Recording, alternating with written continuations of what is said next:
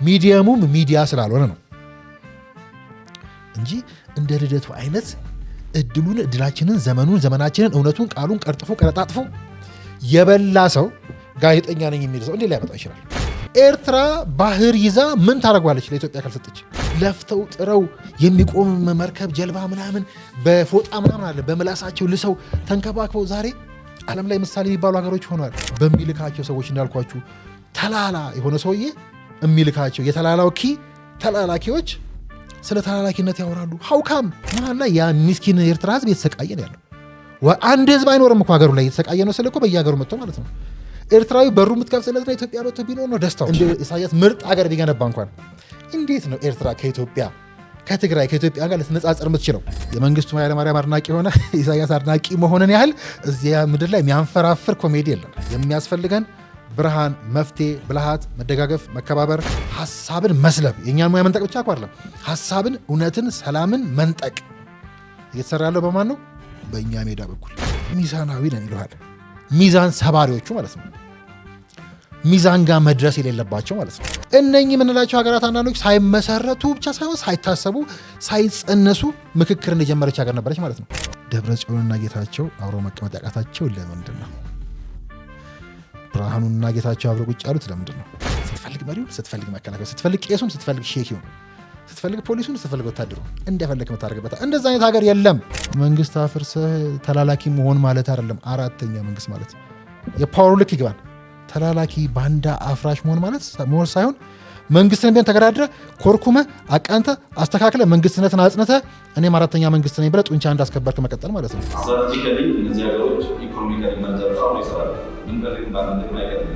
በአሁኑ ሰዓት እየተገነባ ያለው ሰራዊት እነሱ እንደሚያስቡት እዚህ ሰፈር ላይ እነሱ የሰጡን የቤት ስራ የሚመስሉ የእነሱን ምክር እየሰሙ ብድግ ለሚሉ ትናንሽ ኃይሎች የተደራጀ ሰራዊት አይደለም። የሰራዊት ወዳፎም ጋር የምንካፈለው አሰብ ይሆናል። ሙድ ካስናን እንደ ሙዳችን የምናወራው አይደል? እንደ ሙዳችን የምናወራው እንደ ዘመኑ እንደ ጊዜው የምናወራው ደማቅ ነበር። ቦልድ የሆኑት ነው።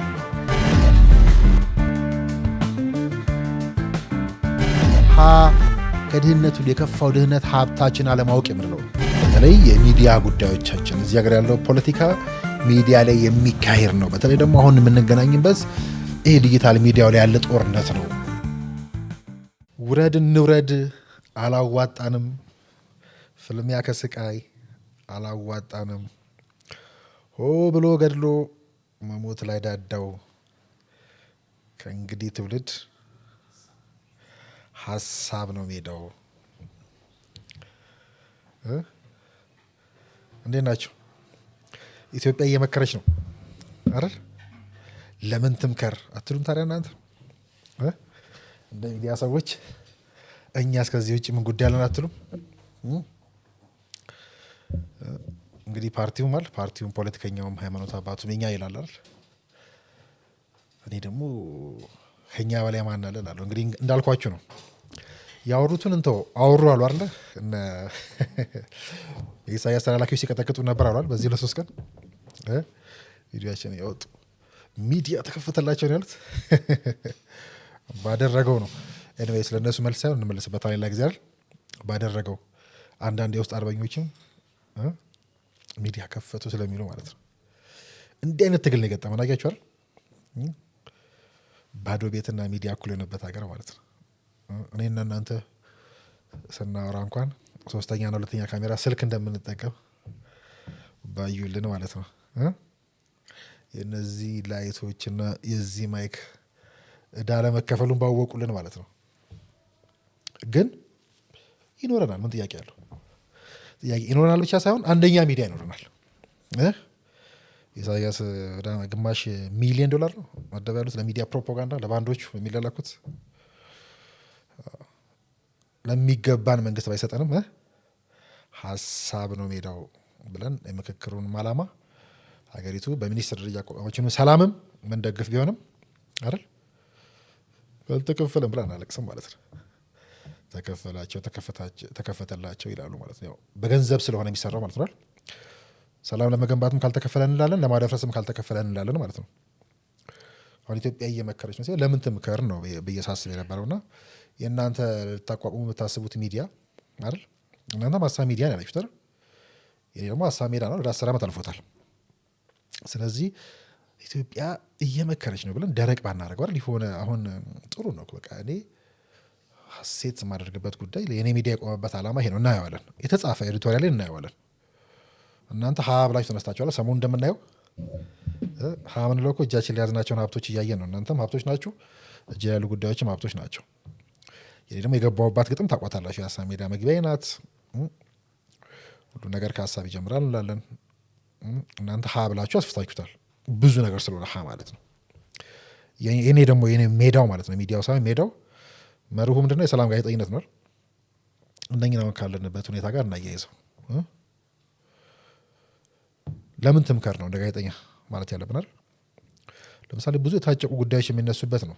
ምክንያቱም አንዳንዴ አሁን ዜናው ሲሰራም ስናያል ዜና ላይ የሚጠቀሙትን ምስልም ስታዩ የተወሳሰቡ ጉዳዮቻችንን ወደፊት እያመጡ ማለት ለዚህ ለውስብስብ ችግር የዳረጉን የቀድሞ አመራሮችና ካድሬዎችን ፊት ለፊት እያደረካል አጀንዳውን ለመስበር ይህን የመሰለ የተቀደሰ ግዙፍ ዓላማ ለማጠልሸት እየተሞከረ ነው ማለት አይመስላቸውም። እነሱ ማወደሳቸው ሊሆን ይችላል። ምን ያደርግልኛል ያወሳሰብኝ ባለስልጣን ፊት ላይ ስምታመጣልኝ የሁላችንም ጉዳይ ሆኖ ሳለ ማለት ነው። ሚዲያውስ እንዴት ነው የሚያወራው? ምን አገባኝ ነው የሚለው። ከዚህ በላይ ምን አጀንዳ አለው? ያውም ሀሳብ ቀጥላችሁ እናንተ እኔም ሀሳብ የሚል ቀጥዬ ከፊት ግን እንዴት ነው የምናወራው? ከዛ በተቃራኒ ደግሞ በእኛ ሙያ የሚነግዱት እንዳያችሁት ሰላም አይደል? ሀሳብ ከባድ ነገር ነው፣ ወርቅ ነገር ነው፣ ውድ ነገር ነው። የኔና የናንተ የሙያው ትክክለኛ ስራ ነው።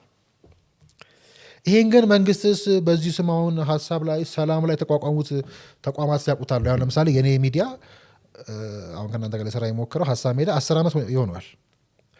የሰላም ጋዜጠኝነትን እንደ መርህ ጽፎ እንደ ኤዲቶሪያል ጽፎ ካስቀመጠው ማለት ነው። አሁን አሳያችኋለሁ። ከተነበበ ራሱ ትሰሙታላችሁ። በየመሃሉና አብዱ ሲጋብዟችሁ ያነበቡ ሰዎች ራሱ የት እንዳሉ አላውቅም። 5 ዓመት 6 ዓመት 7 ዓመት በፊት ያገኟቸው ሰዎች የሀሳብ ሜዳንም የሰላም ጋዜጠኝነት መርሃችንንም ሲያነቡ ትሰሙታላችሁ። ከባድም ነው። ገብቷችኋል። ሰላም ደፈረሰ ብሎ ለመጮህ ምን ምላስና ምረቅ ብቻ የሚያስፈልግህ። ከዛ አሁን ሰሞኑን እንደምናየው አይደል ሆድህ ከተሞላልህ ምራቅ ትንሽ ሰብሰብ ካለልህ በቂ ነው። ለሱ ደግሞ ይከፈልሃል። በአንዳነት ደደብነት አሁን ድንቁ ሰሞኑ ሲሰድቡን ሲያጥላሉ እንደነበሩት የኢሳያስ ሚዲያዎች በቂ ነው። በቃ ያ ድንቁርና ስራም አይፈልግም። ሀሳብ መምታት ወይ ደግሞ ሰላም ጠፋ ብሎ ማልቀስ አይደል። ሰላም ያደፈርሱ ጉዳዮችን ማውራት አለማሰብ ማለት ነው። ሚዲያ አለመሆን ማለት ነው። ሰሞኑ የምናያቸው በሚዲያ ስም የተቋቋሙና ሚዲያ ያልሆኑ ሰዎች የመቆም እድል የኢትዮጵያ ስም የመጥራት እድላቸውን የጨረሱ ሰዎችን ሚዲያ ላይ የሚያመጡት ለምን ይመስላችኋል? የሚያቀርቧቸው ሰዎች የሚዲያ ሰዎች ስላልሆኑ፣ ጋዜጠኞች ስላልሆኑ፣ ሚዲየሙም ሚዲያ ስላልሆነ ነው እንጂ እንደ ልደቱ አይነት እድላችንን ዘመናችንን እውነቱን ቃሉን ቀርጥፎ ቀረጣጥፎ የበላ ሰው ጋዜጠኛ ነኝ የሚል ሰው እንዴት ሊያመጣ ይችላል? በአደባባይ እዚህ ቁጭ ብለን ወያኔ ታንኩንም ባንኩንም ይዞ ስንፋለም ውርደቱን ቅሌቱን ምናምን ፍቅራችንን ጨምሮ ነው የምላችሁ ውዴታችንን ምናምን ትግሉን ጨምሮ ውድቀቱን በአይናችን ስር ያየን ከዛ ባንዳ እነ ግብፅ ያቋቋሙት ሚዲያ ላይ እድል ተሰጥቶ ዛሬ የኢትዮጵያ ፖለቲካ አስኳል ሆኖ ሲመጣ ባንዳነትን ጌጥ ሲያደርጉ ማለት ነው። አሁን ፖሊሶች ምናምን የተደበደቡ ናል። ይህ እንደዚህ አይነት ወርኬት ነው የመጣው። መከላከያን መጀመሪያ ቀጥቅጠ ካጠለሸ በኋላ ከወጋ ካስወጋህ በኋላ ያመጣው ነው። ፖሊሶች እኮ ብዙ ቦታ በልግና ይሰራሉ አይደል? ግን እሱ የፖሊስ ተቋማትን በሙሉ ይወክላሉ። መለየውን ትንቀዋለህ። ጽፌ ያለው ከዚህ ፍታለ በየሰፈራችን እኮ የሚሰሩ ወንጀሎች አሉ። ባለፈው ለምሳሌ መርካቶ የታዘብኩትን አንስቻለሁ። መርካቶ አካባቢ አንዳንድ የፖሊስ አዛዦች ወደ መሳለሚያ አካባቢ ያሉ መርማሪ አዛዦች አይደል ሌቦች ናቸው። መርካቶን ገብታችሁ ፈትሹ። ተቋሙን እያጠለሹ ነው። ህዝብ እያማረሩ ነው። መርካቶ መስራት አልተቻለም ብዬ እኮ ተናግሬያለሁ። እናገራለሁ። ወደፊት ማለት ብዙ የምናጋለጠው ጉዳይ አለ። ያ ማለት ግን መለየውን ጸጥታና ሰላም የሚያስከብረውን አካል ያንን ፊገሩን መናድ ማለት ነው። መከላከያ ላይ ስናጠለሽ ስንሳድብ በኋላም መድፈር ድረስ ሄደን ዛሬም በሚዲያ ስም በተቺ ስም መከላከያን ሲያጠለሽ የሚውል ማለት ነው። ከዛ የተደፈረውን መከላከያ የተወጋውን መከላከያ ወጊውን ህወሓትን መርሳት ማለት ነው። ስለዚህ አሁን ብላችሁ ልደቱ በሉት ጃዋር በሉት አንደኛ ከሀሳብ አንጻር ካያችሁ የጨቅላ ሀሳብ ነው የመጡት። ቅድም እንዳልኳችሁ እነኚህ የመናገር ዕድላቸው በሙሉ አሟጠው የጨረሱ ናቸው። ባንዳነትን ጌጥ አድርገው የመጡት ለምንድን ነው? የወጋንን ህልውናችን የሆነውን መከላከያን የወጋ እንደ ተቋም እንደ ሚዲያ ብታስቡ ሚዲያ እንዳይኖር ያንኮታኮተ ያሰረን ያፈረሰን ዶን ከዛ ሄዶ የሚዲያ ፋብሪካ ብሎ በሚዲያ ስም ማይክ ነክተው የማያውቁ እስክሪፕቶ መጻፍ ማንበብ የማይችሉ ሰዎችን የፕሮፓጋንዳ ጋዣጃግሪ አድርጎ ያለችን ብቸኛዋ ተስፋ ላይ ሲዘምት እያየን ነው ማለት ነው። ምናየው እሱን ነው። ሚዲያውን ይዘው በሚዲያ ስም እየተመከረ ነው። ምክክር ማለት እንኳን ልናጠለሸው ልነካው እኮ እኛ በበጎ እኮ የሚያሳሳ ጉዳይ እኮ ነው። ቅድም እንዳልኳችሁ ከፍተኛ ጥንቃቄ የሚፈልግ ካድሬው ይሄ ድሮ ያበላሸው ያወሳሰበው ባለስልጣን የመንግስት ምናምን ሚኒስትር ነኝ ምናምን የሚል ከፊት ባይታዩሉ ደስ ይለኛል። አሁን ፕሮፌሰር መስፍን እንኳን ልንናገራቸው ልናወድሳቸው እዚህ ቦታ ሳይመጡ ነው ማቃቸው ማለት በአካልም አላቃቸውም በምን ግን በታሪካቸው በስራቸው በእድሜ ልምዳቸው ምናምን አቃቸዋለሁ። ካነበብኩት ከሰማሁት ለሰማይ ለምድር የከበዱ ሰዎች ናቸው። የተሸከሙት ኃላፊነት ከፍተኛ ነው። ወርቃማ እድል ነው። ስለዚህ አሁን እኛ ለምን ተምከር ብለን ስናነሳ ሁሌ በተከታታይ የምንሄድበት ጉዳይ ነው ብዬ አስባለሁ። ባለፈው የዋዜማውን እንነካዋለን ብለን ስፔስ መጣብናል። ስፔስ እያለ ማን ዋዜማው ላይ ይዳረቃል ብለን ነበር። ሰላም ፊት ለፊት እያለ ምክክር እያለ ሀሳብ እያለስ ወደ ጦርነቱ ዋዜማ ምን አስኬደን? የጦርነቱ ዋዜማ ምንጭም የጦርነት ፈልፋዩም ችግሩም መፍትሄም ያለው እዚህ ውስጥ ነው ብዬ አስባለሁ። አሁን ምክክር ብሏል። ለምን ትምከር ሲባል አሁን እኛ ስለ እነሱ ከማውራታችን በፊት ይሄ ጉዳይ ከእኛ በላይ ለማን የመጣው የእኛስ ጉዳይ አይደለም ወይ? በተለይ እኔ በግሌ አሁን ዛሬ ማጋራችሁ የሀሳብ ሜዳ የተጻፈ ውጥናችን ምን ነበር? ሰላም ጋዜጠኝነት መርህ ነው ብያችኋለሁ እና ይሄ መባረክ ነው ብዬ አስባለሁ። አክቹዋሊ የሰላም ጋዜጠኝነት የሚባል መርህ መኖሩን የሰላም ሚኒስቴር ማወቁንም እርግጠኛ አይደለሁም። እነ መሐመድና ወዳጄ ቻሪ ሚኒስትር ዴኤታ ምናልባት ስፖንሰር ያደረጉት ፕሮግራምም አይደለም ይሄ እንዲያደርጉት የሚፈቀድላቸው አይመስለኝም። መሐመድ እንዲልም የሚፈቀድለት አይመስለኝም። እኛ ግን በራሳችን ልክ ነው ለራሳችን ብለን ስለሆነ የምንሰራው።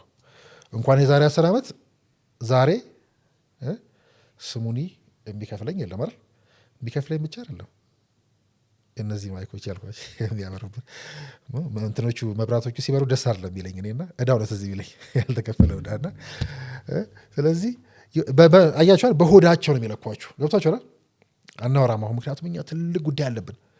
እነ ሻዕቢያ እና ኤርትራ ከኛ ጋር አይነጻጸሩም። እንኳን ከኢትዮጵያ ጋር ከኔ ጋር አይነጻጸሩም። ገባችኋል? ስለዚህ ስታሊን ምናምን ይሄ ሻዕቢያ ከትላንት ወዲያ ሲያነሳ ነበር ብለን አጀንዳ እናደርገው እንዴ? ለሽቀላ እኮ ይመቻላል ያለንና ምተን እዚህ ጋር ብናፈርሰው አይደል? በግ ሲያመላልስ ነበር አለ በግ ነጋዴኛ በቀርባሪሽ ነበር እንደዚህ አንሳቀቅም ነበር። ለማንኛውም ኢትዮጵያ እየመከረች ነው። የኤርትራንም ጉዳይ ስናነሳ ጦርነት እያወጅን ይመስላችኋል? አንዳንድ ሰዎች መርዳት አይችሉም። ጋዜጠኛም አይደሉም። ሀሳብ ከባድ ነው። ሰላምን መስበክ ከባድ ነው። ቀላሉ ነገር ሰላም ማደፍረስ፣ ጨለማ መረጨት ስለሆነ እንጂ ምክክሩን ስናነሳ ራሱን እምቢ ነው የምነሳው። እናየዋለን በተከታታይ። ለኢትዮጵያም ለኢትዮ ኤርትራም ከምን ጊዜም የተሻለው ጊዜ ዛሬ ነው ለማውራት ብዬ አስባለሁ። ለመምከርም ለማውራትም። እነኝህ የመላችሁ ሰዎች ግን ሀሳብ የሚፈሩ ምክክር የሚፈሩ አይዲያ የሌላቸው ጠረጴዛ ላይ ቁጭ ሲሉ እንኳን እንደዚህ ከሚዘልፏቸው የበሰሉ ሰዎች ጋር ከኛ ጋር ተደራድረው ማሸነፍ የማይችሉ ወያኔም ጊዜ እዚህ ሆነን ስንጽፍ ስንሟገት በሀሳብ ፈርጥጠው ሄዱ። ከዛዛ ሆነ ወያኔ መሳደብ ስራ አድርገው የነበሩ ለውጡም ሲመጣ ሀሳብ ላይ ቆሞ በምርጫ ተፋልሞ ተደራድሮ ህዝብ ወክሎ የህዝብ ስራ ሰርተው መቀመጥ ሲያቅታቸው አሁንም የኛን ማይክ ነጥቀው ሄደው እዛ ቆመው ጨለማ መረጨት። ከእንግዲህ ግን ቢፈልጉትም ባይፈልጉትም ይቀጥላሉ። ይሄ ነገር እስኪ ያስቡት እናንተ። ሌባ እኮ መቀጠል ማይችልበት ዘመን ላይ ደርሷል። ቆመ ጠበቀኝ እንዴት ይሆናል? ሌባ ራሱ እኮ መዘመን አለበት። አሁን ፖሊስ የደበደበው ሰው እየተያዘው ዝም ብሎ ይመስላል? ድሮ በአመትም አትይዘውም ነበር። እያለፈበት ነው። ኪስ አውላቂነት ስራ ነው ብለህ ቆመ የምትቀር ከሆነ መረረው እኮ ንገረኝ። የአማራ ህዝብ በለው የትግራይ ህዝብ በለው የምናምን ህዝብ በለው ራሷን ጠልጥሎ እየሰጠህ ነው። እሱ ብቻ ሳይሆን የተጋለጥክ የምመጣበት በጣም ከምንም ሳይማር ካስተማረን ገበሬ አንሰው የተገኙ ፖለቲከኛ ተንታኞች ሚዲያዎች ከመሆናቸው የተገለጠ መጥቷል። ለኢትዮ ኤርትራ የተሻለ ጊዜ ነው ስንል ለኤርትራ ማስበን እኮ ነው። አዝነን እኮ ነው። ሊሞቱ ነው በቃ እኮ ታፍነው ሊሞቱ። ኢትዮጵያን የሚያክል ማርኬት ከጎንህ ይዘህ ልክ ድሮ ከኢትዮጵያዊ ደም የወሰድከው ቅናት፣ በቀል፣ ቂም፣ ቅናት ይዘው እንጂ ፕላስ ለኢትዮጵያና ኤርትራ የተሻለ ጊዜ ዛሬ ነው ስንል በሁለቱ መካከል ንቃት እንዲፈጠር የማይፈልጉ አሉ።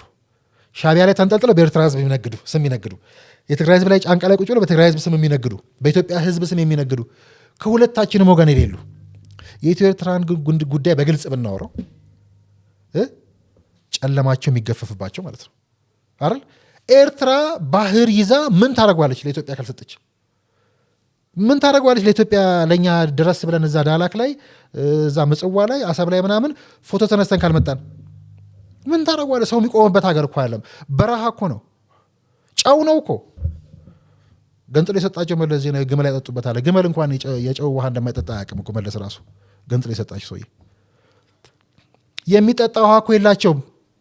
የሚጠጣ ውሃ ሳይኖር የባህር ይዘህ ተገንጥለ ምን ታደርገዋለህ? ከላኪዎቻቸው አይማሩም እንዴ? መካከለኛው ምስራቅ እነ ዱባይ እንዴት ነው ያደጉት? ባህር ሽጦ አይደል? ባህራቸው ላይ የባህር ላይ ፓርኪንግ በሉት መርከብ ፓርኪንግ እያደረጉ ምናምን ነው ያደጉት። እነ ሲንጋፖር እንዴት ነው ያደጉት? ያችን የሚያክሉ ትንሽ የሚያክሉ ሀገሮች ለፍተው ጥረው የሚቆም መርከብ ጀልባ ምናምን በፎጣ ምናምን አለ በምላሳቸው ልሰው ተንከባክበው ዛሬ ዓለም ላይ ምሳሌ የሚባሉ ሀገሮች ሆኗል። በሚልካቸው ሰዎች እንዳልኳችሁ ተላላ የሆነ ሰውዬ የሚልካቸው ተላላኪዎች ስለ ተላላኪነት ያወራሉ። ሀውካም አረብም ንቆ የግብፅ ተላላኪ የሆንክ ሰው ግብፅ ራሱ እኮ ሀገር አይደለችም። ከዛ ግዝፈት አሁን ዳለች በደረጃ የመጣችበት አሁን ደግሞ ለመደራደሪያ አቅሟን እያጣች የመጣች ሀገር ተላላኪ የሆነ ሰውዬ ስለ ተላላኪነት ማውራቱ እኮ አይደለም የሚገርመው። ተውት እንዲሁ ስሜት ምናምን እንዳይመስል እውነት እኮ ነው የምናወራው ጉዳይ። ምን ታረገዋለህ ባህሩን? እሱ እኮ ደግሞ አይደለም ይሁን እዛው በቃ ታፍነህ ሙት ብለህ ወደ ጎረቤት ስትሄድ የሚናደድ አማራጭ ስታይ፣ ከዛስ እነኚህ ተላላኪዎቹ እንዳልኩ ስትራቴጂክ ነን የሚሉ የጨቀሉ ጨቅላዎች እንዳልኳችሁ ኦሮ ታርጋ የሚል የለጠፈ የኦሮሞ ህዝብ ጠላት የግብፅ ተላላኪ የባህር ኃይል አጀንዳ የባህር በር አጀንዳ ለአርጅና ማስቀየሻ ይልሃል። አለማንበብ ድንቁርና አይገርማችሁም? ይወላቸው ለምሳሌ መደመር ትውልድ ተረከናል። ከዚህ በፊት የተጻፈ ነገር የማያነቡ ጠላቶች ነው የገጠሙን እኮ። መደመር ትውልድ አይደለም መደመር መጽሐፍ ላይ ቃል በቃል ጽፈውታል። እሱን ተው አብዱ ልታሳይልኝ ትችላለህ እኮ 17 18 ዓመት በፊት ቀድመው የኢትዮጵያና የኤርትራ እርቅ አይቀሬ ነው። አሰብ እንግዲህ የምናየው አሁን ባለመ ስትራቴጂካሊ እነዚህ ሀገሮች ኢኮኖሚካሊ መርጃቸው ይሰራል። ብንፈልግ ባንፈልግ አይቀርም። እንደዚህ ሆኖ አይቀርም። በዚ ኢኮኖሚ ያለ ትሬንድ አይቀርም። ባለፈው በረከት እናንተ የመዘዛችሁት እኔና ይሱ አሰብን እንጋራለን ምናምን ሲል ስንት ጊዜው ነው? ወደ አፎም ጋር የምንካፈለው አሰብ ይሆናል።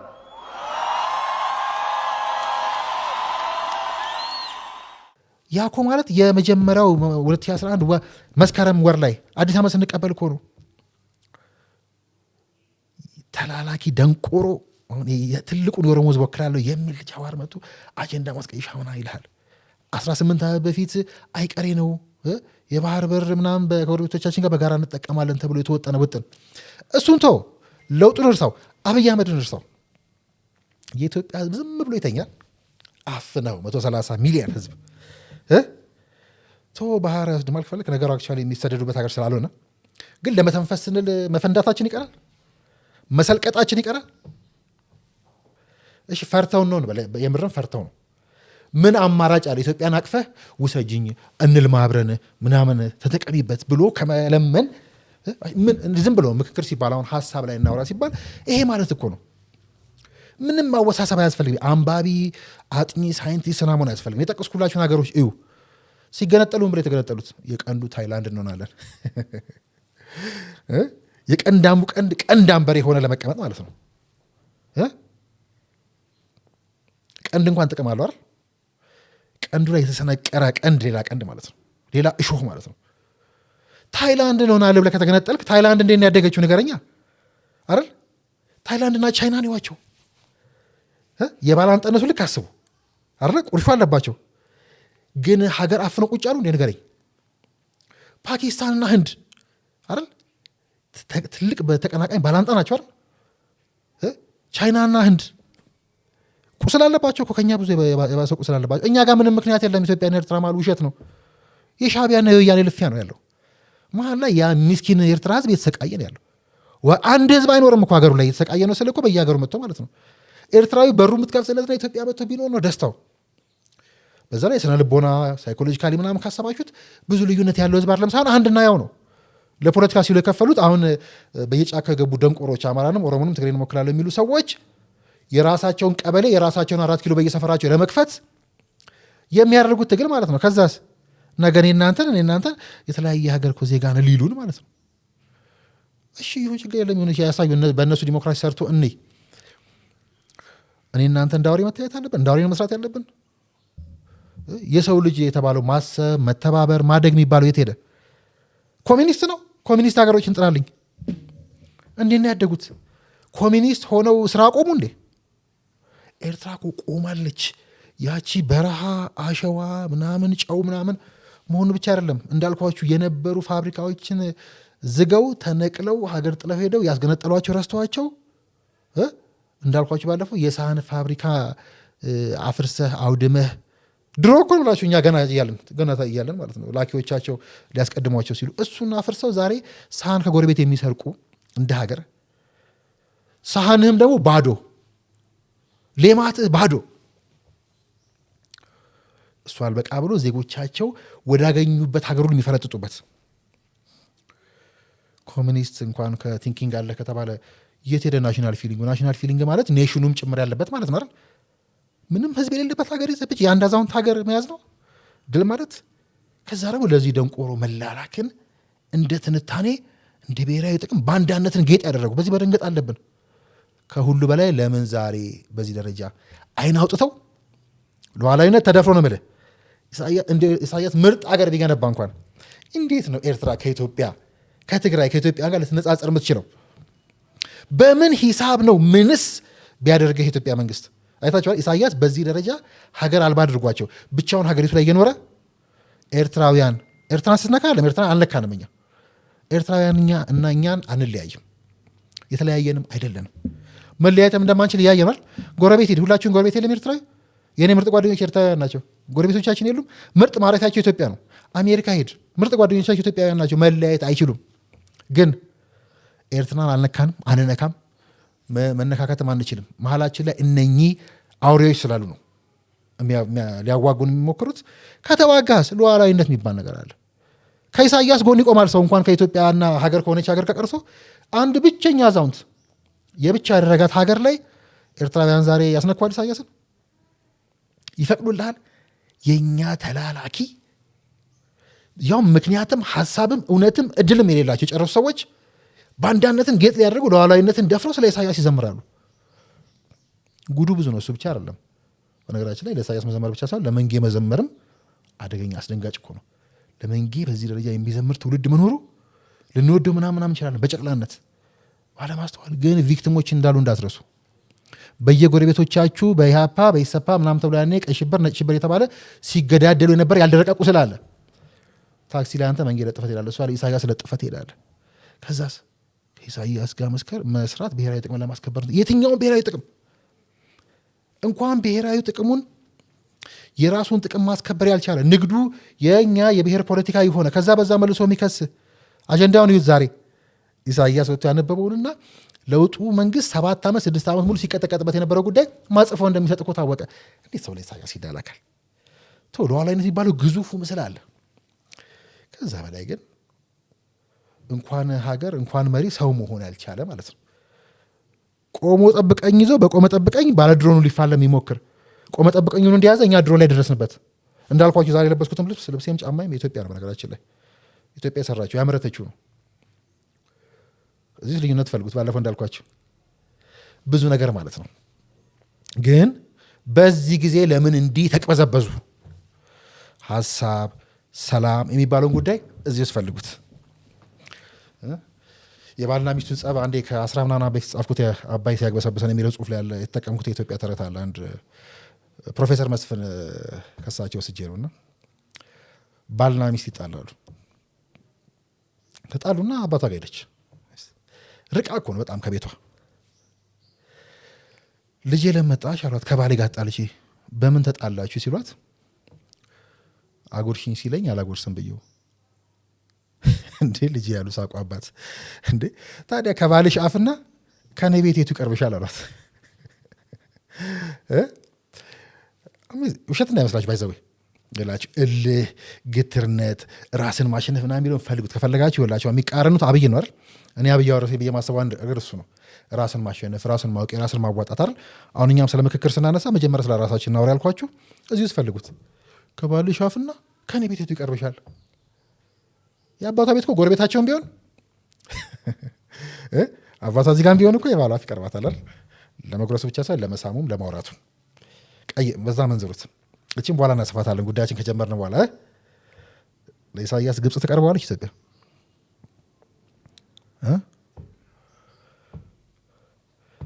እነ ደጺ እርግማን ቢሆኑም ኢትዮጵያ መንግስት ይቀርባቸዋል። ኢሳያስ አፍ ኢሳያስ ቤት አስመራ ይቀርባቸዋል ወይስ 4 ኪሎ? በየራሳችሁ ጉዳዩት። እዚህ ውስጥ እልህኝነታችን፣ ግትርነታችንን፣ መባከናችንን አስቡት። ልትስም ያገባሃትን ሚስት ልታጎርስ ስትጠየፍ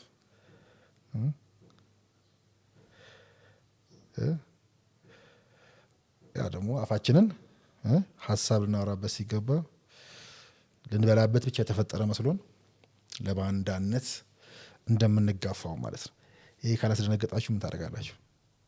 በጣም ከሚያስደነግጥ ያው የኛ ሙያ ተወስዶ ዝም ብሎ ሲወራበት እኮ ራሱ እንደነግጣናል። ያለማሰብ አይደል? አሁን የብዙ ጊዜ ያልጀመረው ለምንድነው? የሙድካስ ማለመሆን ያልጀመርኩት ለምንድነው? ስጋት፣ ሙያውን ማክበር፣ ሰው ማክበር አይደል? በየቤቱ ቁጭ ብሎ የሚበልጠን ሰው አለ። አንተ ከዛ ዝም ብለህ ደግሞ ለመብላት አፍ የተፈጠረው ለመብላት ነው ብለህ ደግሞ ላበላህ ሁሉ ታወራበታለህ። ላበላህ ሁሉ አወራበት። የሚያበላህ ለሌለው ኢሳያስ ተበድሮ ለሚያበላህ ሰው እንዴት ታውሳለህ አፍህን? ስለዚህ ምክክር ሲባል ምክክሩ ደግሞ ፍሬ ሲያፈራ ለምን በዛ? ምክክሩ ላይ አጀንዳ ኮሚሽኑ አጀንዳ መሰብሰብ ሲጀምር ሀገራችን ላይ ሂሬንደር አጀንዳዎች የበዙ ለመሰሉ በስተዋል ላይ መርምሯቸው የበዙ አይመስለኝም። እና እስኪ ከራሳችን አንጻር ነው ብዬ ዛሬ ከእናንተ ጋር የመስራት ሙከራ እያደረግን ያለ ነው። ሀሳብ ሜዳ ምንድን ነው? እናንተ ሀሳብ ሚዲያ ነው ያላችሁት እና ሜዳ ስንልስ ምን እያለ ነው በሚል እንድናይ አሰብኩና እስኪ የሰላም ጋዜጠኛ ደግሞ መርሃችን ነው ብለናል እና ይህን ከአሁን ካለንበት ጉዳይ ጋር ሙሉ አያዩስ ወደ ዘመኑ ወደ ኋላም እየሄዳችሁ ግን እኔ ማጋራቸው የተጻፈ ነው እና አብዱ በየመሀሉ ያጋሯቸው ይችላሉ። የሰላም ጋዜጠኝነቱንም የሀሳብ ሜዳንም እና እንደ ሀገር ያሸነፍንበት ሜዳ አለ ወይ ብለን እንጠይቅ እስኪ አይደል? እንደ ሀገር ምን አይነት ሜዳዎች ነበሩ? ብዙ ሜዳዎች ነበሩ አይደል? እና እነኚህ በየዘመናቱ ካየናቸው ካለፍንባቸው ከተፋለምንባቸው ሜዳዎች ውስጥ እንደ ሀሳብ ሜዳ እምነት እንደ ሚዲያ እምነት አንድም ያሸነፍንበት ሜዳ የለም ብለን ነው የምናምነው። ቃል በቃል የጻፍነው ማለት ነው። ስለዚህ ስለ ውጊያ ከሆነ የምናወራው ብዙ ውጊያዎችን አሸንፈናል። ብዙ ውጊያዎችን ተዋግተን ብዙዎችን አሸንፈናል። ውጊያና ጦርነት ራሱ አስቡት። ባለፈው አድዋ አልጠናቀም ስላችሁ አድዋ ጦርነት ነበረ፣ ግጭት ነበረ፣ ጦርነት ነበረ፣ ውጊያ ነበረ። እሱንም ማወቅ አለብን። ግን ጦርነቱ ግን አሁንም አላለቀም አይደል? ብዙ ውጊያዎች አድርገናል። ጦርነቱን ጨርሰናል። ከባህር በር አጀንዳ አንጻር ከወሰዳችሁት አድዋችን አድዋ ትላለህ። አድዋ ሙሉ ማድረግ ካለብህ ኦን ማድረግ አለብህ የባህር በር አጀንዳህን።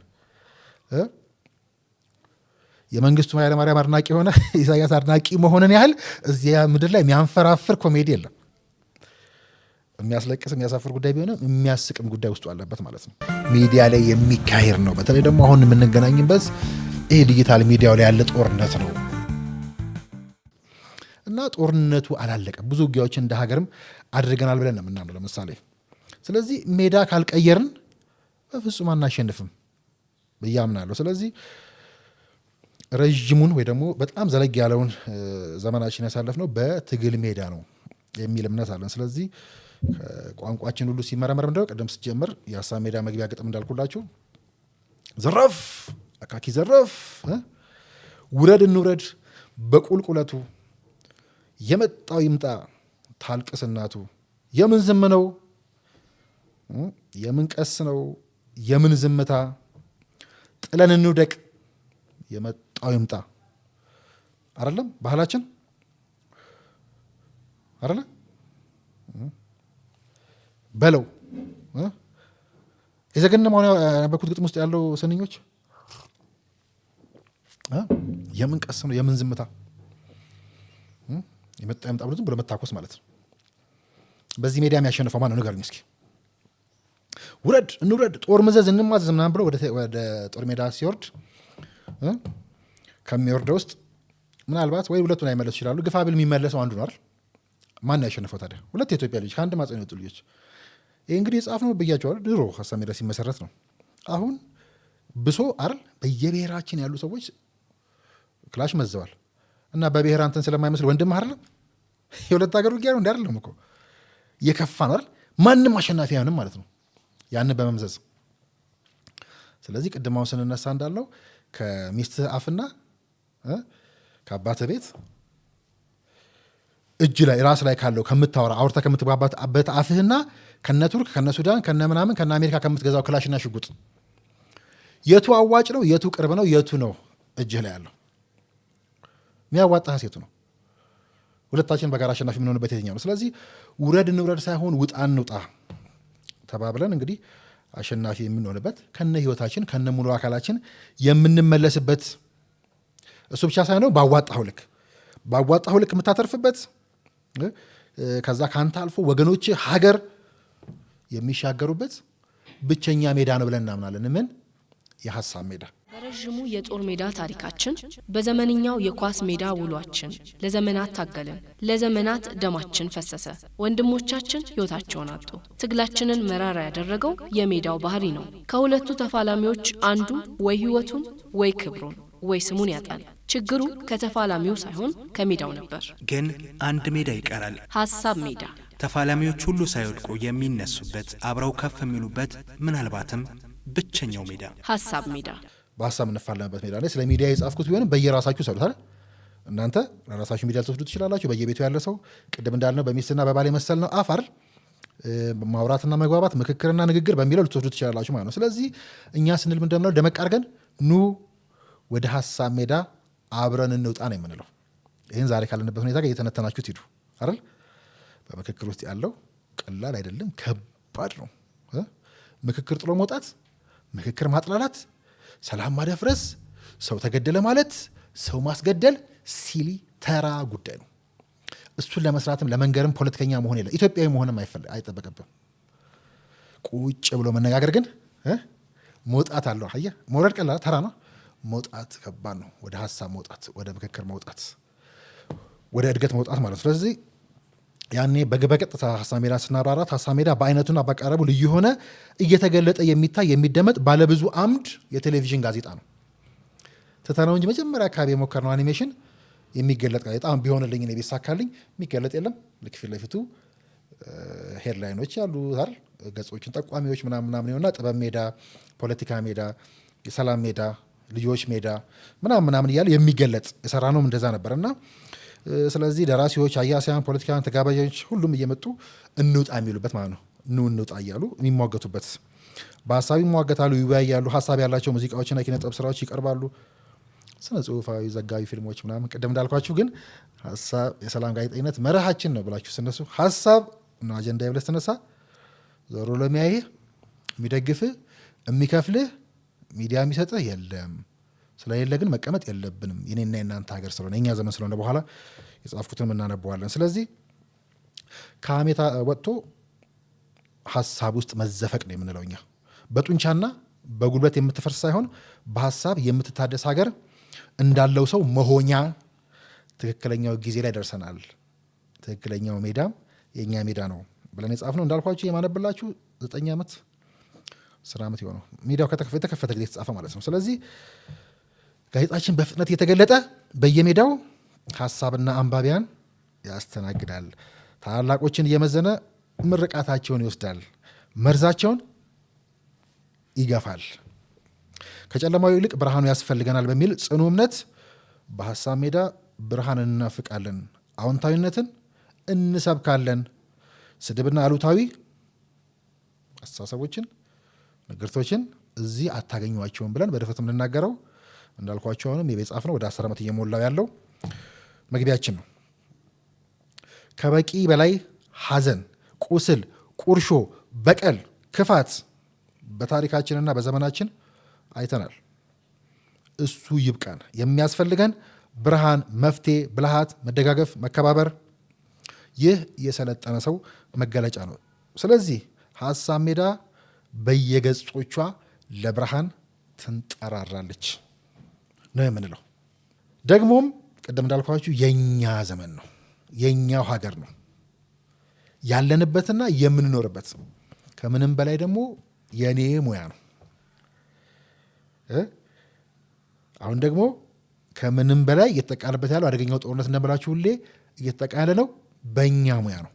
ትልቁ እናሸንፍበታለን ብለው ያሉት ሀሳብን መስለብ፣ የእኛን ሙያ መንጠቅ ብቻ እኮ አይደለም፣ ሀሳብን፣ እውነትን፣ ሰላምን መንጠቅ እየተሰራ ያለው በማን ነው?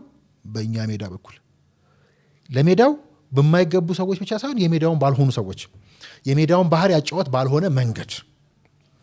ስለዚህ ይሄ የእኛ ዘመን ነው፣ የእኛ ሙያ ነው። ደግሞም ሀገሬ ነው አትችሉም ማለት የእኛ ፋንታ ነው ብለን እንግዲህ ችግሩም እንደነበረ አስቡት። የ9 ዓመቱ 10 ዓመት ሊሞላ ነው ካልኳችሁ ችግሩ ሁሉ ያኔ የነበረ ነው ማለት ነው። ስለዚህ ራዕይ አለን፣ ህልም አለን።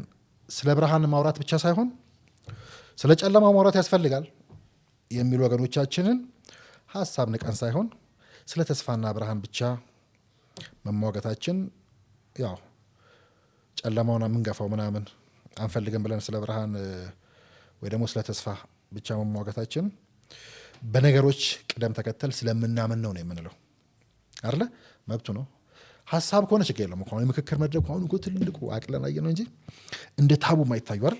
አንተ ቤት የሚወራ በብሔር ውስጥ የሚወራል በሃይማኖት ላይ ያለው ችግር ምናምን ጓዳ የምታሽኳሽኮ ምናምን ጉዳይ ሁሉ እየመረረህም ቢሆን የሚነገርበት ደግሞ መነገር አለበት። ሲነገር ግን ለምን መሆን አለበት? ለመፍትሄ ስንናገረ ሳምንኛ አይደል? ያቺ ቀላል ስለሆነ ሰላም ለማደፍረስ የተፈጠረውም ያልተፈጠረው ነው። ከዛ የሆነች ቦታ መገለጫ የሆነችውን የዛ ሃይማኖት የዛ ብሔር የዛ ማንነት መገለጫ አድርገህ ለማፈንዳት ነው ምክክር ሲባል። ሁሉም ነገር ወጥቶ ችግር ለማምጣት ስለሆነ ችግር የለውም ማለት ነው። መፍትሄ ለማምጣት ስለሆነ ወደ መፍትሄ ለመሻገር ስለሆነ እኛ እንደ ሚዲያ ደግሞ በቅደም ተከተል ስለምናምን አይደል? ባለፈው እንዳልኳችሁ ደግሞ አሁን ደግሞ እያደግኩ ስመጣ የሰላም ጋዜጠኝነት የሚለውንም ወደ ሰላማዊ ጋዜጠኝነት የሚል አዲስ ዴፊኒሽን አሻግሬዋለሁ። ሌላ ጊዜ እናየዋለን። አሁን ደግሞ ሚዛናዊ አይደለሁም። ሚዛን ሰባሪውና ሚዛን መመዘን የሚፈልገውን እኩል ሚዛን ላይ ማውጣት ነው ሚዛናዊነት የሚያስብለው። እንዲህ እኮ እኔን አቁን ሚዛናዊ ነን ይለዋል። ሚዛን ሰባሪዎቹ ማለት ነው። ሚዛን ጋር መድረስ የሌለባቸው ማለት ነው። ከዛ ሚዛን ማለት እሱ ከሆነ እኔ ሚዲያ ላይ ሆነኝ ደንቆሮች ስላላመጣው ሚዛናዊ ላይ ይባል ነው ሚዲያ ሚዛናዊ የሚያስብለው እነሱን ማምጣት ከሆነ ምን ያደርግልኛል? ሚዛናዊነት እኔ የጻፍኩት ጉዳይ እኮ አለኝ አይደል? የሀገሬ የራሴ የትውልዴ የሚዲያ ፕሪንሲፕል አለ የጻፍኩት አይደል?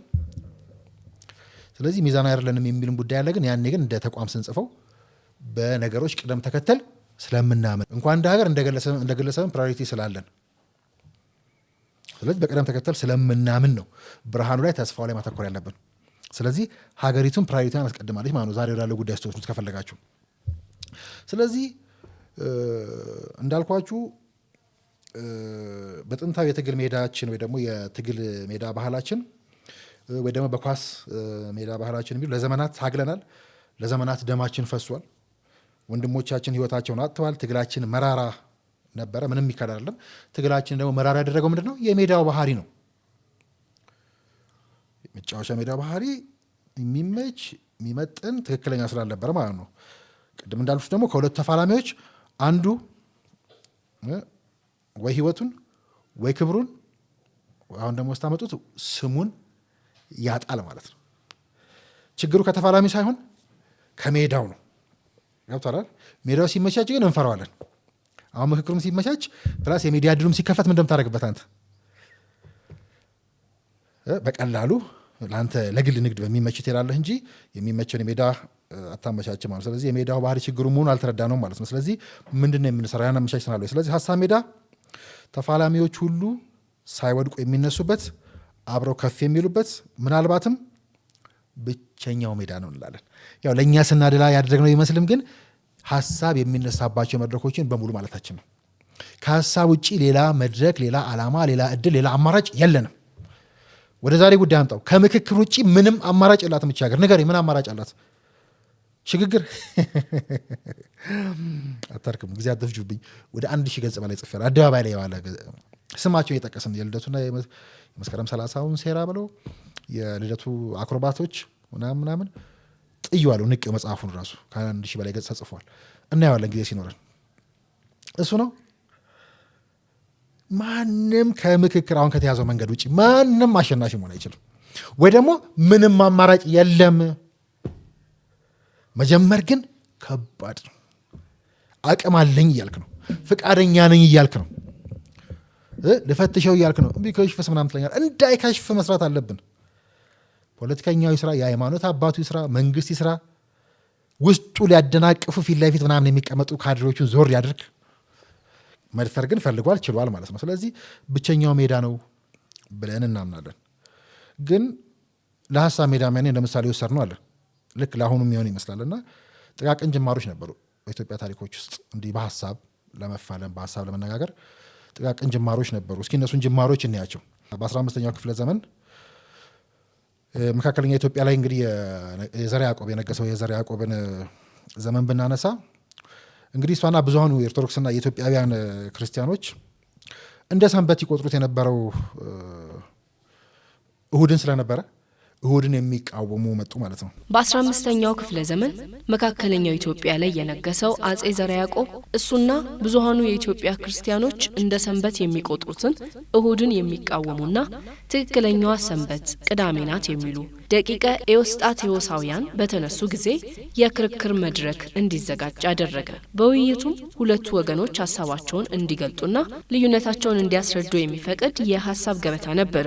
አሁን ቤተክርስቲያኗ ሁለቱንም ሰንበታት የምታከብራቸው በዚህ የተነሳ ነው። በዚህ ግብሩ ንጉሱ የሀሳብ ልዩነትን በማሳለጡ ታሪክ በበጎነት ያስታውሰዋል። ይህ ትንሽ ኢትዮጵያ ውስጥ የተደረገ ሙከራና ተሳካልን ብለን የምናነሳው ነው። እንግዲህ በዚህ ግብሩ ንጉሱ የሀሳብ ልዩነትን በማሳለጡ ታሪክ በበጎ ያነሳዋል። እንቀጥል ግን ሌሎች ጉዳዮችን እናንሳ። ግን በዛ በዘርዓ ያዕቆብ በራሱ በዛው ዘመን በተነሱ ሌሎች ስነ መለኮታዊ ልዩነቶች አሁን የሚነገርባቸው ነበሩ። ያኔም ልዩነቶች ከንጉሱና ከአብዛኛው የወቅቱ ክርስቲያን ጋር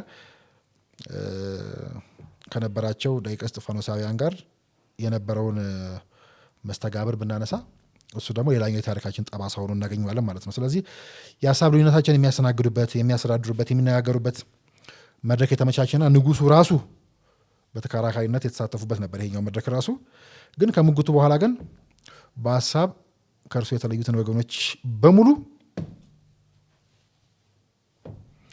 ቀላቸው፣ ያው ተጨፈጨፉ ምናምን ማለት ነው። እንዲሰቃዩ፣ እንዲጋዙ፣ እንዲገደሉ አዘዘ ማለት ነው ንጉሱ። ስለዚህ ምናልባትም ያን ያህል ሊወለድ ይችል የነበረው አጋጣሚ አስቡት እንግዲህ በዘርዓ ያዕቆብ ጊዜ ማለት ነው። የወደ ሰፊነት አይደል ምናልባት የንግግር የምክክር እንትን በሽል ወረደ ማለት ነው። ተጨናገፈ ማለት ነው። አሁን ያ ታሪክ ምን ብቻ ብለን መምዘዝ እንችላለን። በነገራችን ላይ አሁን ማቀርብላችሁ ቃል በቃል እንዳልኳችሁ 10 ዓመት ሊሞላው ነው። ለሀሳብ ሜዳችን የጻፍ ነው እና አብዱ በየመሃሉ እየቀነጨቧችሁ ከድሮ ተራኪዎች የሚያሰሟችሁ በምስል የሚያሳዩአችሁን እውነት ነው እና ልክ የዛሬ ይመስላል። አሁንም ደግሞ ተመልሰን እንደገና ወደ መጋቢት 1870 እንሄድ። ሌላ ማሳያ እንምዘዝ። ይሄ የቦሩ ሜዳውን ክርክር ታስታውሳላችሁ መቼም። የቦሩ ሜዳ ጦርነት፣ የቦሩ ሜዳ ግጭት፣ የቦሩ ሜዳ እልቂት በየመልኩ ሲወራ ሰምታችኋል። ከዚሁ ጋር የሚመዘዝ ነው እና እሱንም ብናመጣ እንደ አንድ ማሳያ ማድረግ እንችላለን። ስለዚህ በዚህ በቦሩ ሜዳ በተጠራው ስብሰባ ያው በጸጋ ልጆችና በተዋህዶ መካከል ያሉ ልዩነቶችን ለመስማት ነበር ስብሰባው ጉባኤ የተጠራው። በዛ ጉባኤ ላይ ግን ውይይቱ ምናምን ንግግሩ በጣም ጥሩ የሚባልና የሚያስጎመዣውን በተለይ ለመረምር የሚያስጎመዥ ሆኖ ግን ውይይቱ እንደ ጥንታዊ የሮማውያን የሞት ፍልሚያ ነበር። አንዱ ብቻ አሸናፊ ሆኖ እንዲወጣ የተፈለገበት ማለት ነው። አንዱ ብቻ እንዲተርፍ የተፈለገበት ማለት ነው።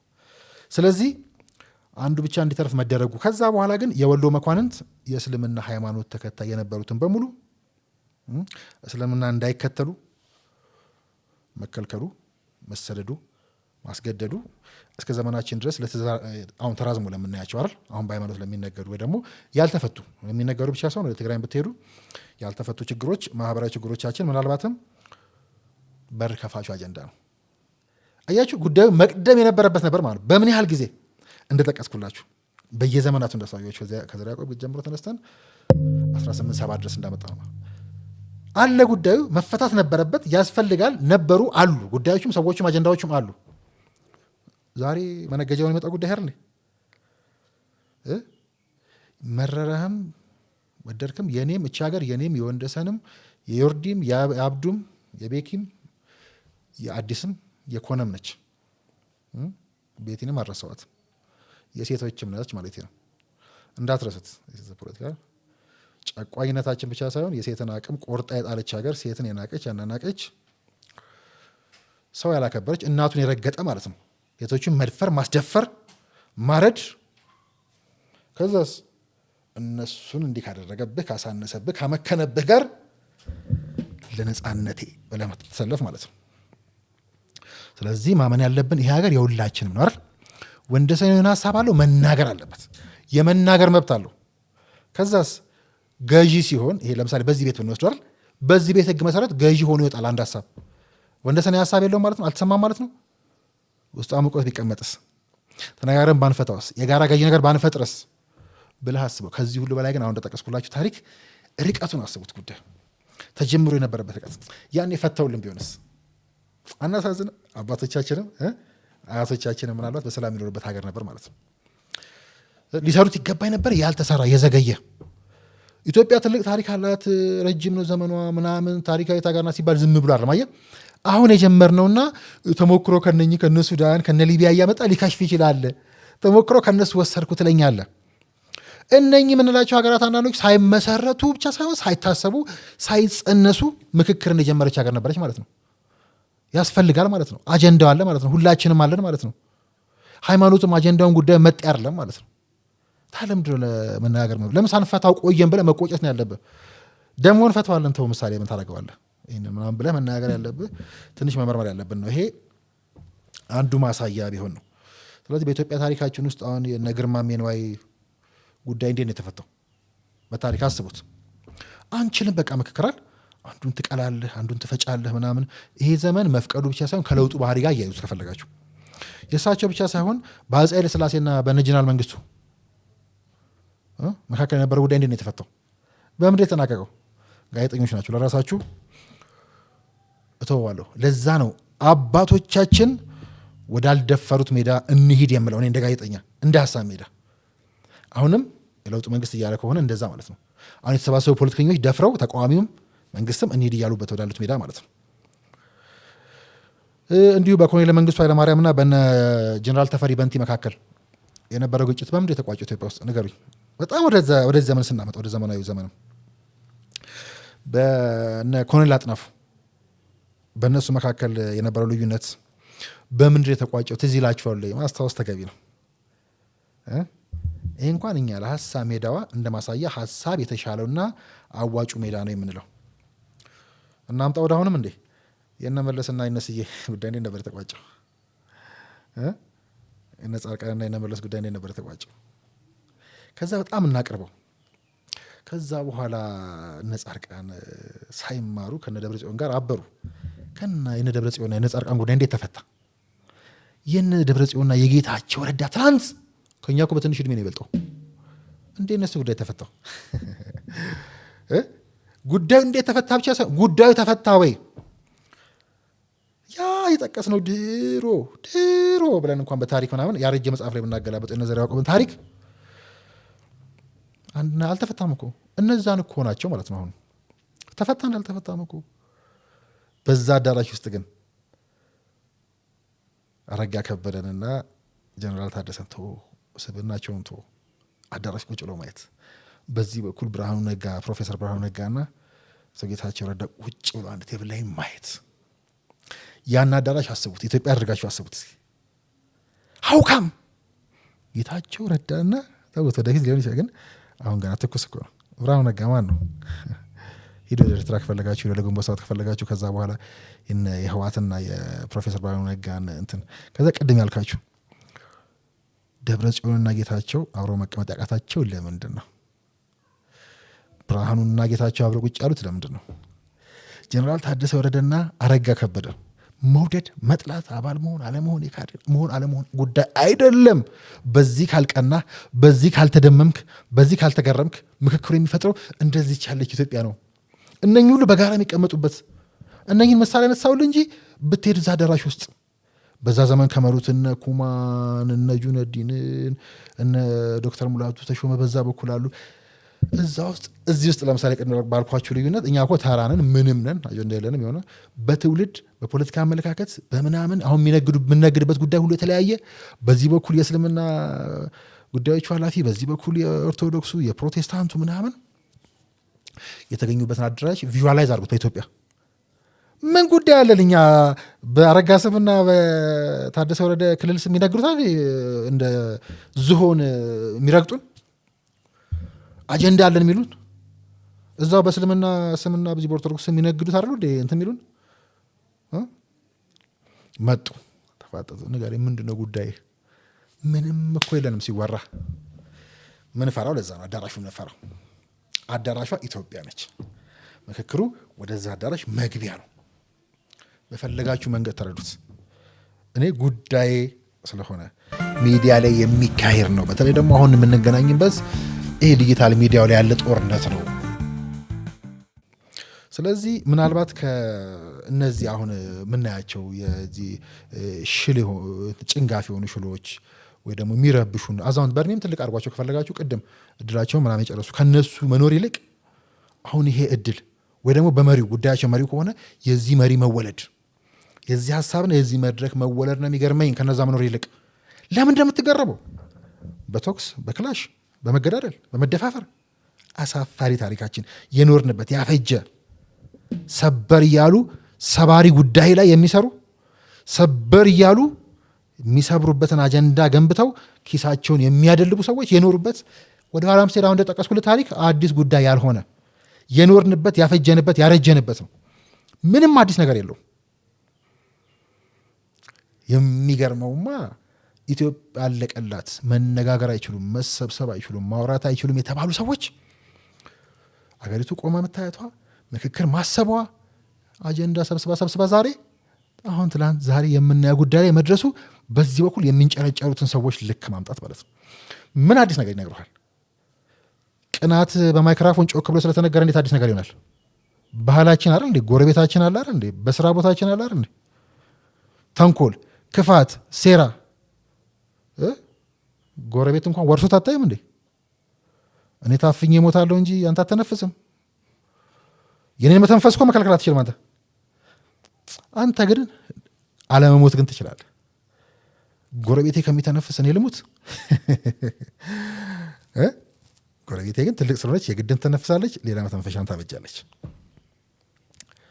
ቅናት ምኑ ነው አዲስ?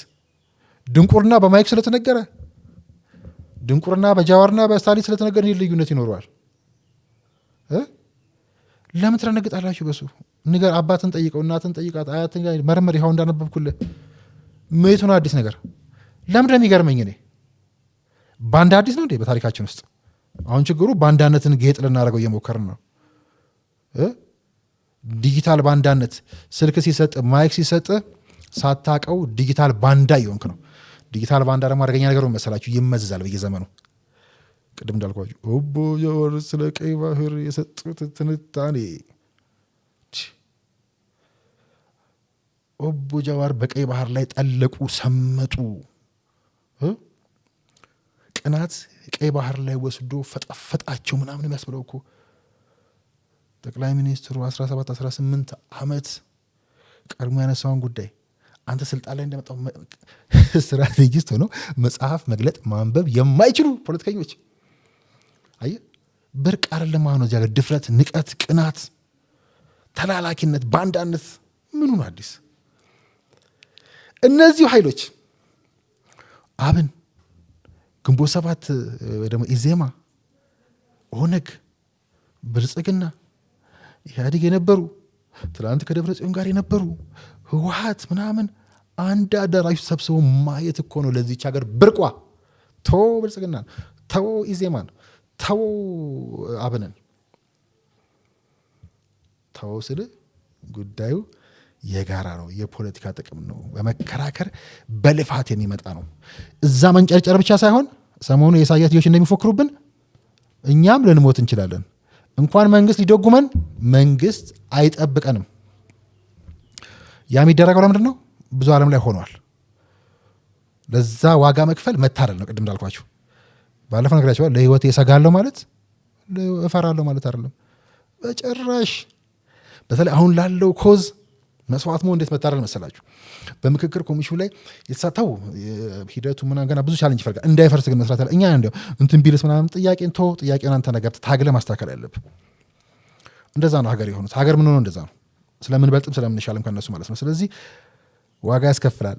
ጩኸቱ ዝም ብሎ አይደለም። አዲሱ ነገር ጩኸቱ አይደለም። ጩኸት ነበረ። ጩኸቱ በማይክ ተነገረ። ቅናቱ ማይክ ላይ ወጣ፣ በካሜራ ተቀረጸ። ድሮ ተደብቀ የምታንሾኳሽከው ቅናት ድብቅ እንኳን ለጓደኛ እኳ ታወራ በጓደኛ ላይ የምትቀኗር። አሁን በሀገር ላይ ያለውን ቅናት ካሜራ ፊት መጥቶ ማውራት ማለት ነው። ከዛ ስም ይሰጡታል። ስትራቴጂስት፣ ነፃነት፣ አብሮነት ምናምን። አብሮነትን የጠሉ ነፃነትን ጠልተው ባሪያ የሆኑ ስትራቴጂስት ይላሉ። የቅናት ስትራቴጂ። ቅናት ምን ስትራቴጂ ያስፈልገዋል? ኤኒዌይስ ይህን የምንቀጥለው ሁሌ የምንሄደው ጉዳዩ ለምንድን ነው? ለራሳችን ስንል። ከዛስ ሀሳብ ላይ ቀን ሙሉ እናወራለን። ሀሳብ ላይ ማውራት አለብን። በጋራ የምንጋራት ሀሳብ ነች። ሜዳና ሚዲያ ነው። ከዚህ በላይ የምንሰራበት ጉዳይ አለ ወይ ለማለት ነው። መርሃችንን አንብቤላችሁ ሀሳብን ነገ እንቀጥለዋለን። ስለዚህ ቃል በቃል ይሄኛው የሰላም ቅድም የሀሳብ ላይ ያወራነው እንደምታዩት የሰላም ጋዜጠኝነት ላይም እንዲሁ የሰላም ጋዜጠኝነት መርሃችን ነው ስንል ምን እያል ነው ላንብብላችሁ ራሱ ነው። ስለዚህ ብዙ ጊዜ ጋዜጠኝነት እንግዲህ ከሀቅ ማሳወቅ ወይም እውነትን ከመዘገብ ጋር እያያያዙ የታየውን ሁሉ የተሰማውን ሁሉ ያለ ግለ ሳንሱር ለሁሉም ዜጋ መንገር እንደሆነ በሀገራችን ብቻ ሳይሆን በዓለም ላይም ሲነገር ቆይቷል። ዛሬም ይነገራል። ሀሳብን በነፃነት የመግለጽ መብት ይልሃል። በተለይ ደግሞ የእኛ ጋዜጠኞች ብዙ ጊዜ ሲጠየቁ እኛ እውነታውን ሪፖርት እናደርጋለን፣ ዝምድናችን ከሀቅና ከእውነት ጋር ብቻ ነው ይላሉ። እውነታው ግን ይህ ብቻ አይደለም። እውነታው ግን ይህ ብቻ ነው ወይ ብለን ብንመረምር ይህ ብቻ አይደለም እውነታው። የመገናኛ ብዙሃን የንግድ ተቋማት በሆኑበት በ21ኛው ክፍለ ዘመን እኛ ጋር ብቻ አይደለም የትም ነው የምልህ እናየዋለን። ጊዜ እየገለጥን እንዲህ የሚጨበጨብላቸው እነ ኬንያ ውስጥ እንዴት መገናኛ ብዙሃን የንግድ ሸቀጥ ለትርፍ የሚሰሩ ተቋማት እንደሆኑ አሜሪካ ሄድ ከትራምፕ ምርጫ በፊት የነበረ ጉዳይ አለ እናየዋለን ነው የጥላቻ ዘመቻ ብለን እሳቸው ሲመጡ የነበረውን ፍልሚያ እዩ። ዛሬ ኢትዮጵያ ላይ የሚካሄደው ሌላ ምንም አይደለም፣ ንግድ ስለሆነ ነው፣ ቢዝነስ ስለሆነ ነው። እኛም ትንቅንቅ ውስጥ የገባ ነው። ንግድ ለምን አታረጉትም እንነግድባችሁ ና መስለው ሰላም ላይ ነው የምንሰራው። ሰላም የምትደግፉ ከሆነ ነው፣ ካልሆነ ታግለን እናሳካዋለን ነው። ወሬ ይሸጣል፣ ይገዛል። ቀድሞ መረጃ የደረሰው የመገናኛ ብዙሃን ተቋም ለጆሮ የሚሰቀጥጥ መጠን ያለው ነዋይ በሚዝቅበት በዚህ ዘመን በየዋነት ወይም በብልጠት ለእውነት ነው ዝምድናዬ ብሎ ያገኙትን መዘገብ ቢበዛ በታሪክ ቢያንስ ከሊና ወቀሳ ነፃ አያወጣም። ቅድም እንዳልኩ ነው ሚዛናዊ ትለኛል እንዴ? ሚዛናዊ እያልክ በአሜሪካና በኬንያ ሚዛን እየለካውልህ ሀገሬ ስትፈርስ ቆሜ ማየት ነው። በዚህ ሚዛንም ካየነው ይሸጣል ይገዛል ካለ ምን ሸጠውን እናውቃለን። እኛ የሚበጀንን ሰርተን ይሸጣለን ማለት ነው። ስለዚህ ቀድሞ መረጃ የደረሰው የመገናኛ ብዙሃን ምን ያደርጋል ማለት ነው? ለጆሮ የሚሰቀጥጥ በጣም ቀፋፊ ጉዳይ እንኳን ቢሆን ነዋይ ለመዛቅ ስለሆነ የሚሰራው በዚህ ዘመን በየዋህነት በብልጠት እኔ ዝምድናዬ ለእውነት ነው ጥብቅና የምቆመው ለእውነት ነው ብሎ ያገኙትን መዘገብ ቢበዛ ይበዛ በታሪክ ቢያንስ ደግሞ ከህሊና ወቀሳ ነፃ ያወጣል ወይ ብለን እንጠይቃለን። አገኘው ብለህ ዝም ብለህ መቸብቸብ ያዋጣ ይመስልሃል? ዛሬ እንዳልኩ ግን ጉዳያችን ቁጭ ብለን ስንፈታ ታሪክ ስንከትብ ሰጠህን አሳይመንት ስንጨርስ በታሪክ ካልሆነስ መስሏል የዛ ከቁጭ በር ላይ ቁጭ ብለህ ታነባታለህ ማለት ነው። የልጅን ክፋት በክፋት የሰራኸውን ልጅ የገነባህበትን ቤት የተበላሸበትን ልክ አንተን ለመሸጥ የሚያስማማበትን መድረክ እያየ ታነባለህ ማለት ነው። ስለዚህ መረጃ ወይ ደግሞ አንድ እውነት ዘገባ እጅግ ጉልበታም መሳሪያ ነው፣ ኃይል ነው። የመገናኛ ብዙሃን ጠንካራና ተጽዕኖ ፈጣሪ የሆኑ ሀገራት ወይም ደግሞ የመገናኛ ብዙሃኖቻቸው ሚዲያዎቻቸው ተጽዕኖ ፈጣሪ ጠንካራ የሆኑ ሀገራቱ በራሳ ምንድን ናቸው? ጠንካራና ተጽዕኖ ፈጣሪ ናቸው። መንግስት ሆይ ስለ እናንተም ነው የምናወራው። ሚዲያዎቹን ተጽዕኖ ፈጣሪ አድርጓቸው፣ ጠንካራ አድርጓቸው እኛን ማለታችን አይደለም። ስለዚህ ሀገር ተጽዕኖ ፈጣሪ መሆን ካለባት ተጽዕኖ ፈጣሪ እንዳትሆኑ እየተሰራ ያለው እዚህ ሀገር መሆን ባልቻለው ኢሳያስ በሚባለው ደንቆሮ በፕሮፓጋንዳ በሚዲያ ስራ ምንም ጥያቄ የለውም። አንድ ስቴፕ ስለበለጣችሁ ነው። ውሎ አዳራችንን ሚዲያ ላይ እያወራ ነው። ሚዲያ ሞኒተሪንግ የለም ብለናል። እንኳን ሚዲያ ሞኒተሪንግ የሚዲያ ተቋማት ሞኒተሪንግ የለም። ቢኖር ዛሬ እዚህ ደጃችን ላይ የኤርትራ ሰላዩ ሳይሆን የሚያንዣብቡት የመንግስት ሰዎች ነበሩ ማለት ነው። እሱን ትተነው ጠንካራ ሀገር መፍጠር ከፈለጋችሁ ጠንካራ ሚዲያ፣ ዓለም ላይ እንደዛ ነው። ምክንያት አብዛኞቻቸውም ተጽዕኖ ፈጣሪ ናቸው፣ ሀገራቱን በዛው ልክ ናቸው ማለት ነው። ስለዚህ ይህንን ኃይል ሁሉም ወገን ይፈልገዋል ማለት ነው፣ ይጠቀመዋል ማለት ነው። ባትረዱ አታሳዱ ማለት ያስፈልጋል። ወይ ደግሞ የምታሳዱትንም ለዩ ማለት ያስፈልጋል። ወይ ደግሞ በሉዓላዊነት ጉዳይ ላይ መደራደር አያስፈልግም ማለት ነው። መቆረጥ ያለበት ጣት ሁሉ መቆረጥ አለበት ማለት ነው አይደል? መከላከያ ሲዘለፍ አይደል? እናት አባቶች ሃይማኖቶች ሲዘለፉ አይደል? ሀገር ሲሸረሸር ምናምን ዝም ብለህ 7 ዓመት ቆይተ ዛሬ የተነሳ ጋዜጠኛው ስታሰር የሀሳብ ነጻነትን መግለጽ ነጻነቴን ምናምን ፕሬስ ፍሪደም ምናምን ሰብአዊ መብት ምናምን እያለ ይሳለቃል። አሜሪካ ውስጥ አንተ ማን ስለሆንክ ነው መከላከያውና ደህንነቱ ላይ እንደፈለክ መረጃ ተመዘግበው? ምላስ ይቆረጥልሃል። የማዘግባቸው የማትነካቸው ፕሮጀክቶች አሉ የትኛውም ዓለም ላይ። ኢትዮጵያ እንደዛ እንዴ? ስትፈልግ መሪውን፣ ስትፈልግ መከላከያ፣ ስትፈልግ ቄሱን፣ ስትፈልግ ሼኪውን፣ ስትፈልግ ፖሊሱን፣ ስትፈልግ ወታደሩን እንደፈለክ የምታደርግበት እንደዛ አይነት ሀገር የለም። እነኚህ እየፈረሱ ያሉት ደግሞ በሚዲያ ነው። የሚሰማ ካለ ይስማ። ስለዚህ ሁሉም የሚፈልገው ኃይል መሆኑን መገንዘብ ያስፈልጋል። ለዛ ነው ሻዕቢያ የምትባል ሀገር ያልሆነች ብር የሌላት ተላልካ የሆነ ነገሯን አስይዛ የተበደረችውን ብር ለተላላኪዎቿ አስታቅፋ የላከችውና የምንቀጠቀጠው ማለት ነው። በፕሮፓጋንዳ የበለጹን የመሰለው ማለት ነው። አዲስ ነገር ይዘን የእነሱ አሮጌ አዲስ ነገር ሰበር መስሎ የታየን ማለት ነው። ሐሜት፣ ቅናት፣ ክፋት፣ ተንኮል ለኢትዮጵያዊ ኤክስፖርት አናደርግም እንዲያሽገን በየቤታችን ወደ ሐሜት ኢንዱስትሪ እኮ ብናደርገኛ ያዋጣናል። ታዲያ በካሜራ ስለተነገረና በማይክሮፎን ስለተስተጋባ እንዴት አዲስ ይሆናል? አዲስ እንዲመስለን ያደረገው ምንድን ነው? ሚዲያ ፓወር ተጠቀመበት። የደንቆሮ እንኳን ከኛ ተሻለ ይጠቀማል። ያቺ ለሱ የምትላላከው ተላላኪዋ እንኳን የሚዲያ ፋብሪካ ነው የከፈተችው። ከ4 ኪሎ ነፈረጠች። በየሀገሩ ያሰማራቻቸውስ ትርክት እኮ ነው እየተባለ ያለው። ትርክት ነው ዲያቆን ዳንኤል ስለጻፈው ወይ አብይ ስላወራ ወይ ኢሳያስ ስለተናገረው አሜሪካ ስለሰራችበት አይደለም። ተዋቸው፣ ጉዳዩ ትርክት ነው። ይሰራል። ህዝብ ላይ የሰነቀርከው ነገር ነው። ድንቁርና ካስታጠቅከው ህዝብህ ድንቁርና እውቀት መስሎት፣ ከዛስ ባንዳነት እውቀት መስሎት፣ መንግስትና ሀገር ማፍረስ እውቀት መስሎት ያደርገዋል።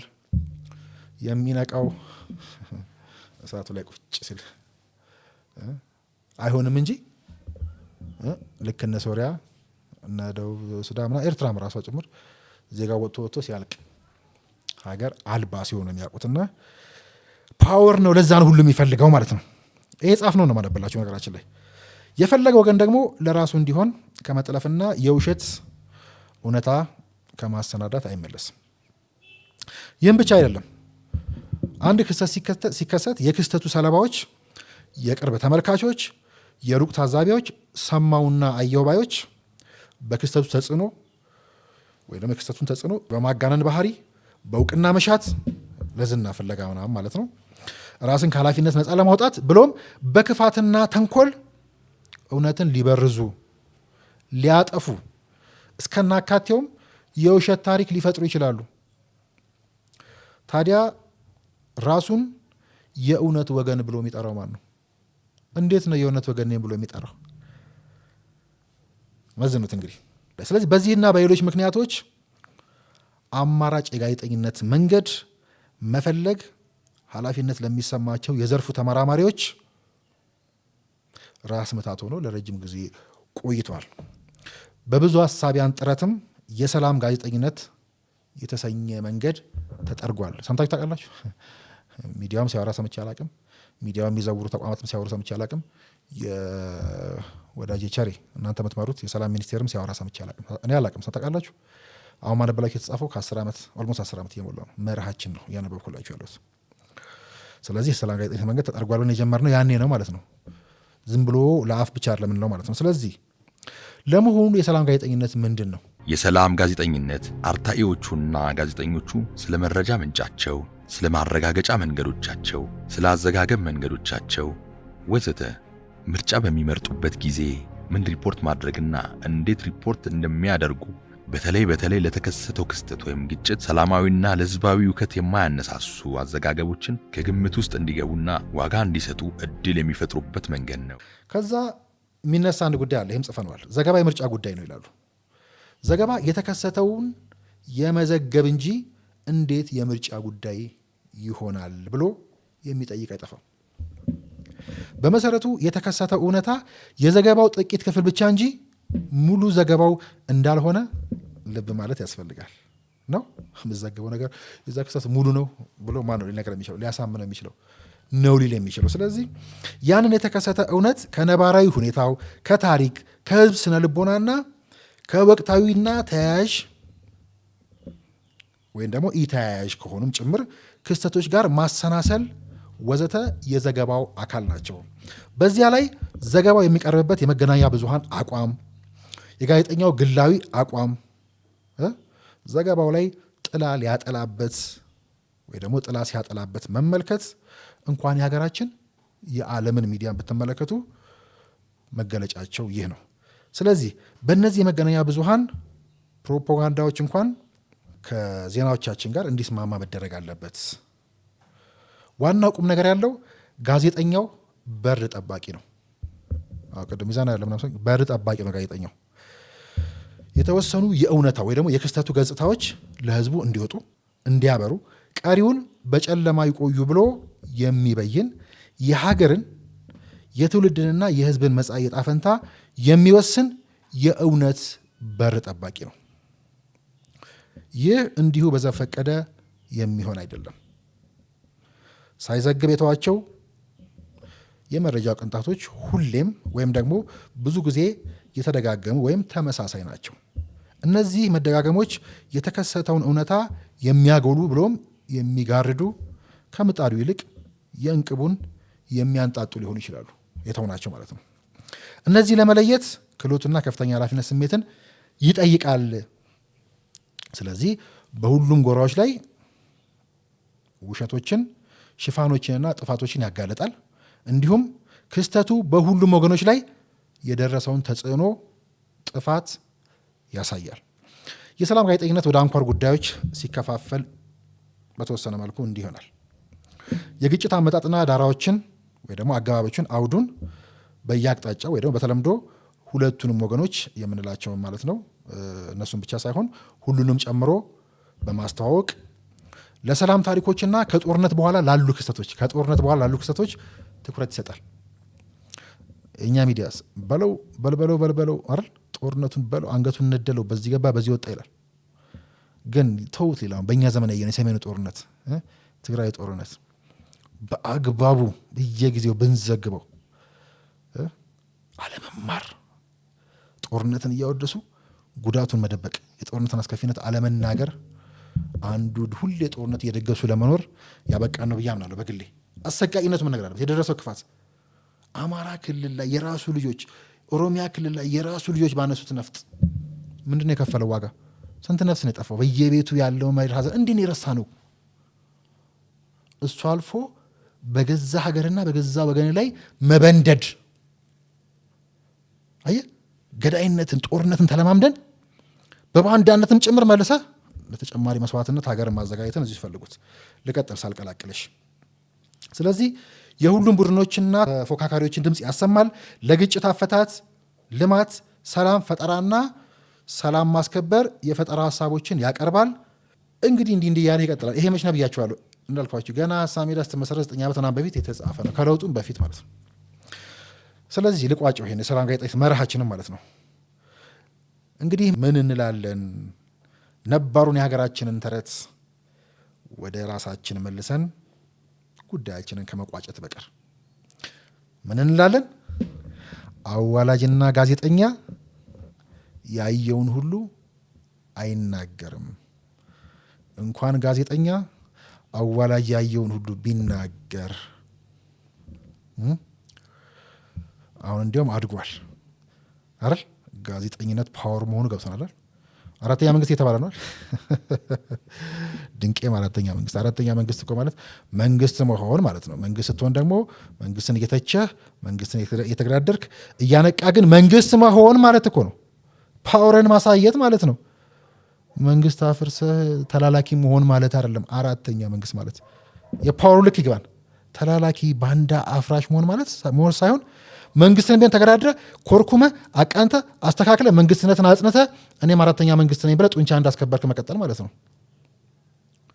እኔ ራሷን አድጌያለሁ። ይሄን እንዳልኳችሁ ድሮ የተጻፈናል። የሰላም ጋዜጠኝነትን ወደ ሰላማዊ ጋዜጠኝነት አሳድጌዋለሁ። ከጎበዛችሁና ከነጠቃችሁኝ ስሩበት። ሰላማዊ ጋዜጠኝነት ማለት ለአይንም ለአእምሮም ለሀሳብም የሰላምን ጉዳይ ማንሳት ሊሆን ይችላል። ሰላም የሚሰጥ ደረቅ እንጨት የሚል ፖለቲካ እየነገር ነው። ፖለቲካ ሳይገባን ሁሉን ነገር ፖለቲካ አድርገንበት፣ ሁሉን ነገር አብይ አህመድ አድርገንበት፣ ሁሉን ነገር በባንዳ ምናምን አያሳዝናችሁም? ይሄ ህዝብ ሳሷ እኮ እንዲህ ቢያንስ ቀለል ብለን እናውራ እንኳን ብለን የምንሞክረው ያሳዝናል። ሚዲያ ፓወር ነው። ለሚዲያ ክብር ያለው ህዝብ ነው። ሚዲያ የሚከፍት ሬዲዮ ምናምን ዛሬ የሚከፍት ህዝብ ነው። ለዛ ሚኒስትሪም አላበቃለትም ብለው ብዙ ልንጠቀምበት ብዙ ፋታ ልንሰጠው ሲገባ ጥይት ከሚጮህበት በላይ የሚቆረቁር እንቅልፍ የሚነሳ የሚረብሽ የሚያደነቁር አጀንዳ እየለቀቅንበት ተቸግሯል። ዛሷይ ከሰላምም አልፎን አሁን ካልቀደማችሁኝ ሰላማዊ ጋዜጠኝነት የሚለውን ነው።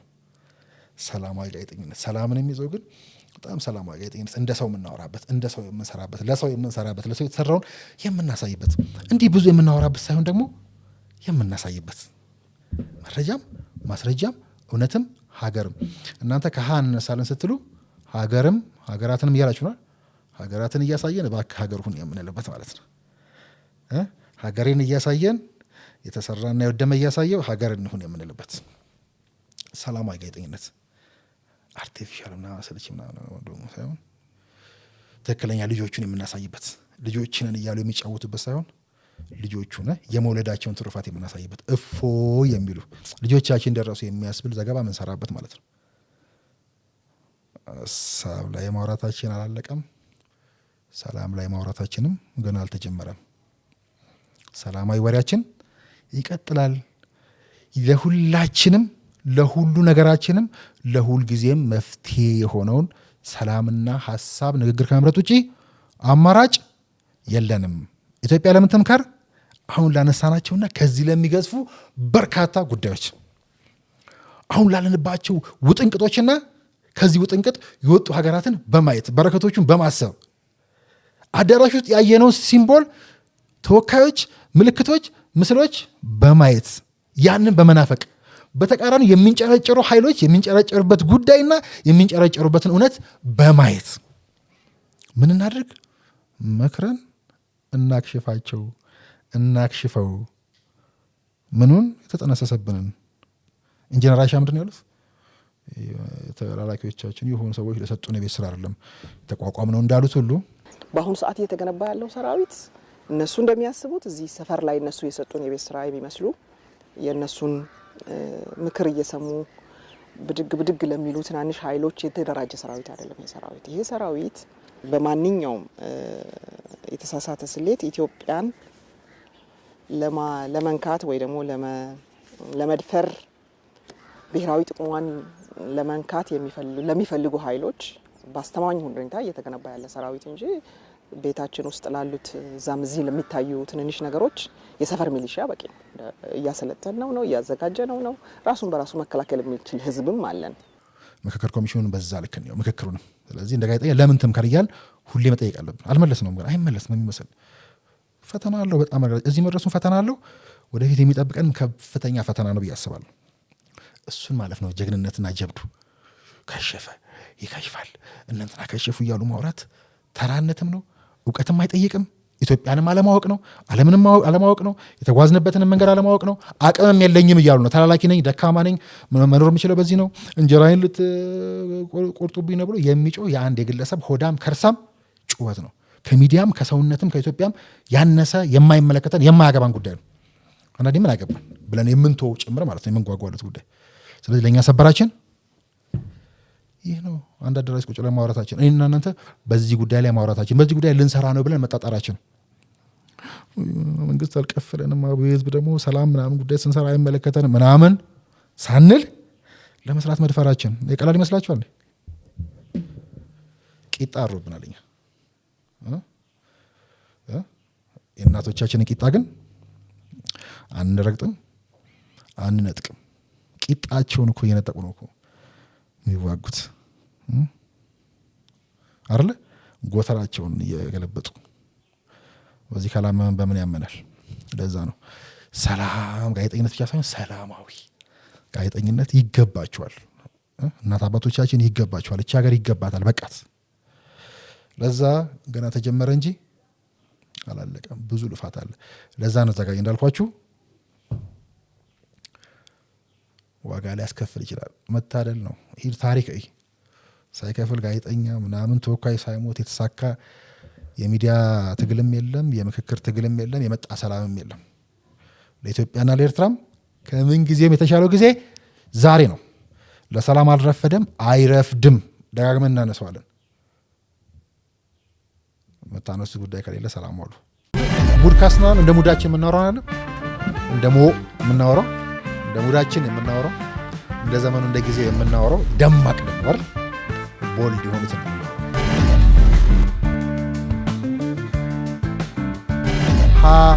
ከድህነቱ የከፋው ድህነት ሀብታችን አለማወቅ የምንለው በተለይ የሚዲያ ጉዳዮቻችን እዚህ ሀገር ያለው ፖለቲካ ሚዲያ ላይ የሚካሄድ ነው። በተለይ ደግሞ አሁን የምንገናኝበት ይሄ ዲጂታል ሚዲያው ላይ ያለ ጦርነት ነው።